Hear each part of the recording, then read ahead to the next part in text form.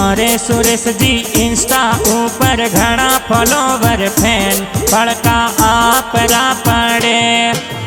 आप सुरेश जी इंस्टा ऊपर रेवो थी एक्टिव बड़का आप रा पड़े। आप सुरेश जी रेवो डाडो की रे गाँव घर को आप रो चाले, घर को आप रो चाले। थारो सुरेश जी रूप प्यारो लागे लाखों में एक फोटोड़ा इंस्टा पे घूमे। थारी सुरेश जी गोस्वामी कही जे भाटी जात हाथों में हुनर थारे।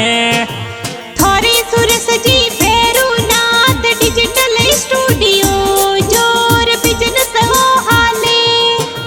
थारे सुरेश जी डायरेक्टर ये भावेश गोस्वामी है तो स्टूडियो चलावे, है तो स्टूडियो चलावे।